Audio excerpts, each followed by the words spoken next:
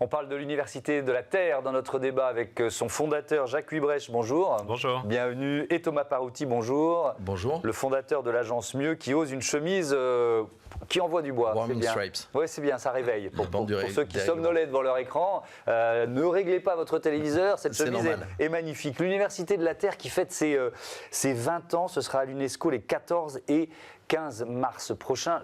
Alors, ça fait 20 ans, mais je vais quand même vous poser la question de base. De quoi on parle? C'est quoi l'Université de la Terre?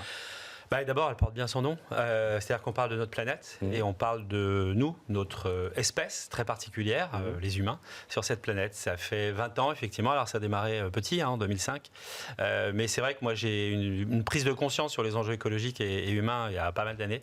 Et je me suis dit, voilà, il n'y a pas de rassemblement en France sur tous ces enjeux. Il faut réunir toutes celles et ceux qui pensent qu'on peut améliorer notre vie sur cette planète. Et voilà, et en 20 ans, ça a grandi petit à petit avec des moments forts. Avec la COP21 en 2015, en 2022, on a accéléré effectivement l'évolution de cet événement. Alors c'est un grand rassemblement qui réunit à peu près 10 000 personnes. L'idée c'est quoi? De faire vivre le débat d'idées tout simplement? Le débat d'idées et l'action surtout. Ouais. C'est l'idée. Enfin, il faut que ça se transforme en action. Voilà, l'idée est alors de plus en plus. Vraiment, on est très orienté action. C'est vraiment de sensibiliser tous les publics et ça c'est vraiment important. C'est un événement vraiment populaire de 7 à 77 ans. Et effectivement d'amener les citoyens à la fois à mieux comprendre plus finement les enjeux. La conscience, elle est là maintenant. Maintenant, la compréhension des enjeux est très très faible. On s'aperçoit, même ceux qui sont des spécialistes parfois, pas encore bien compris les enjeux. Et puis d'amener chacun, chacune à agir là où il peut, là où elle veut. Voilà, et individuellement, collectivement. Donc on est vraiment orienté action de plus en plus. Et c'est vrai que pour les années à venir, puisqu'on va fêter notre anniversaire, l'Université de la Terre va engager les citoyens à agir. Il y a beaucoup de grands événements autour de ces enjeux de RSE, Thomas Parouti. Comment l'Université de la Terre se différencie d'une certaine façon? Alors effectivement, en France, on a la chance d'avoir plein de grands événements sur des sujets de développement durable. Donc il y a l'Université de la Terre qui est l'événement un peu intello quand même, où il y a des têtes d'affiche internationales. Moi, je me rappelle avoir vu le chef Raoni, d'avoir vu Mohamed Younous, enfin voilà, Edgar Morin. Donc on n'est pas là pour plaisanter, on est là pour... C'est du haut niveau. C'est du très haut niveau. Et après, il y a d'autres événements comme ProDurable, qui est vachement dans les solutions pour les directions RSE, qui est donc assez technique, avec des experts vraiment de la RSE. Il y a Change Now, qui est l'événement plus international, très tech, investissement, etc. Et après, il y a quelques autres événements comme l'Université d'été de l'économie de demain qui est organisée par Impact France. Il y a le congrès. On est plutôt bien lotis, quoi, si je vous entends. On a plein d'événements et ça, c'est une grande chance parce que ça nous permet soit de réfléchir et de se mettre en action, soit de trouver des solutions, soit d'avoir un regard sur l'international. Donc, on a énormément de chance. On essaye de marcher du côté ensoleillé de la rue dans cette émission. Est-ce que quand même vous êtes un peu pessimiste en ce moment, Jacques Huybrecht, quand on voit un retour de Donald Trump aux États-Unis, quand on voit le budget 2025 qui coupe quand même assez massivement dans les ambitions environnementales? Alors, je ne vais pas vous dire que je ne suis pas pessimiste. Je suis à la fois extrêmement réaliste, c'est-à-dire que ce n'est pas très étonnant qu'on en arrive là. On a cru effectivement pendant le Covid et après le Covid que le monde serait meilleur, mais bon, honnêtement, personnellement, j'y croyais pas trop. Voilà, donc là, il y a une espèce d'international réactionnaire, comme dirait notre président de la République, qui est à l'œuvre. Donc il va falloir effectivement que les forces positives sur les enjeux écologiques et humains se mobilisent. On voit bien qu'il y a de la dispersion de ce côté-là. Enfin, en tout cas, il y a à la fois une espèce de stupéfaction. On est vraiment surpris de ce qui est en train de se passer. Donc je pense qu'il va y avoir une réaction très positive de la part de tous ces mouvements. Mais est-ce qu'il y a aussi un questionnement sur ce qu'on a? On peut aussi se dire qu'est-ce qu'on a raté pour que ces courants de pensée qui parfois vont jusqu'au climato-scepticisme ou qui en tout cas veulent appuyer sur le frein sont en train de gagner des points, notamment électoralement? C'est très complexe parce qu'on est 8 milliards sur cette planète. Il faudrait que les 8 milliards d'individus sur cette planète avancent dans le même sens. C'est à peu près irréaliste. Voilà. Donc il y en a qui n'ont pas envie d'avancer dans ce sens-là, il y en a qui sont sceptiques, il y en a qui ne veulent pas changer leur mode de vie. Donc voilà, il va falloir trouver les solutions, qu'elles soient politiques, qu'elles soient économiques, qu'elles soient citoyennes, qu'elles soient des mouvements, que ce soit... voilà, ce que nous, on essaye de faire avec l'Université de la Terre, c'est d'amener les citoyens à bien comprendre et puis à rendre positif ces transitions. Il y a beaucoup de transitions à faire en même temps. Là, en plus, il y a l'IA, il y a l'univers numérique et technologique qui est en train de se développer à fond. Donc, il va falloir aussi voir comment ça vient impacter les enjeux écologiques et sociaux et humains. Et ça va impacter très fortement. Donc voilà, tout ça est complexe. Donc on est vraiment dans un univers extrêmement complexe. Donc il faut qu'on décrypte ces complexités et qu'on donne envie aux gens d'y aller à sa manière, mais que chacun doit faire cet effort. Moi, j'ai l'impression qu'il y a deux éléments qui nous ont manqué et qui font qu'on arrive aujourd'hui à cette situation. C'est un, l'exemplarité, et deux, la pédagogie. L'exemplarité, c'est un comportement exemplaire de la part de nos dirigeants, qu'ils soient politiques, grands chefs d'entreprise, du monde de la culture, etc. Où en fait, globalement, le bilan de Macron, il est assez ridicule depuis 8 ans. Malheureusement, il y avait beaucoup d'espoir. Il a dit mon prochain quinquennat sera écologique ou ne sera pas. Enfin voilà. Et en fait, c'est plutôt le contraire. Et deuxièmement, on a manqué de pédagogie.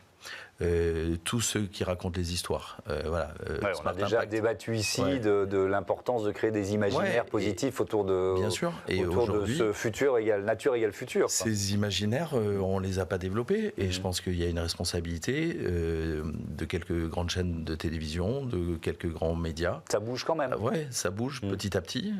Radio France, TF1, M6, enfin, tout le monde essaie d'apporter sa pierre à l'édifice. Mais franchement, il faut vite expliquer les choses pour essayer de participer justement à ce nouvel imaginaire et de faire telle sorte que les Français, les Européens, les petits humains sur la planète essaient de voir de nouvelles perspectives plutôt que de se dire tiens, en fait, j'ai envie de rouler dans une Tesla et de partir sur Mars avec ma Tesla. Jacques-Louis Brecht, pour ces 20 ans, est-ce que vous avez prévu un programme particulier Qu'est-ce qu'on va découvrir dans cette université de la Oui, Terre? alors il y a un programme extrêmement dense. On a plus d'une cinquantaine de sujets de sessions le 14 et le 15 mars. Donc c'est un vendredi et un samedi. On a un programme un peu nuancé selon le vendredi et le samedi. C'est vrai que le vendredi, on a un public à la fois jeune et pro. Et le samedi, on a un public très familial, très citoyen. Alors oui, on a un slogan, nature égale futur, vous le citiez tout à l'heure, et ça veut dire beaucoup de choses. Ça veut dire qu'il faut que notre humanité, notre espèce se ressaisisse sur ce qu'elle veut pour l'avenir, ce qu'elle veut pour cette planète, pour notre espèce et pour l'ensemble du vivant. Donc c'est un peu ça qu'on veut dire. C'est un appel effectivement à réinventer, à repenser le progrès. On a pensé que le progrès, c'était aussi se départir de la nature et du vivant. Eh ben non, on s'aperçoit qu'on est en train de scier des branches sur lesquelles nous vivons. Donc il faut effectivement arrêter de scier les branches et puis préserver, restaurer. Voilà, donc nature égale futur, ça va être décliné sous une cinquantaine de sujets, d'ateliers, d'expositions. On a aussi du stand-up, Green and Social Comedy Show. Voilà, on aura des stand-uppers qui vont venir s'exprimer aussi sur ces enjeux-là. Et ça rejoint ce qu'on disait tout à l'heure sur des imaginaires et sur le rôle finalement de la culture, de la communication, de la publicité. Apportant du plaisir un peu. Qui sont pleins d'ailleurs. Alors c'est pas forcément les plus grandes salles, mais c'est des petites salles, mais elles sont déjà pleines. Donc voilà, donc ça veut dire que par le rire, par l'art aussi, par l'image. On aura beaucoup d'images. C'est pas un festival d'images, mais on est en train d'ouvrir l'Université de la Terre à des moments d'images, avec des films, avec des séries, etc. Voilà. Mais l'essentiel, c'est beaucoup de débats, 54 sujets, et pour les jeunes aussi, puisqu'on a l'Université Junior pour les jeunes et leurs familles de 6 à 12 ans, sur on n'est jamais trop jeune pour s'engager, ou le plastique c'est toxique. Voilà, donc on essaye aussi avec des formats très pédagogiques, très animés, d'ouvrir l'Université de la Terre à des jeunes publics. Et Thomas Parouti, vous allez participer à l'une des conférences. J'anime une table ronde le vendredi à 17h, je crois. Sur quel thème? Sur un nouveau souffle, la créativité et l'inventivité pour participer à une nouvelle trajectoire. Avec, comme à chaque fois, Jacques me file une table où il y a une grande diversité d'acteurs.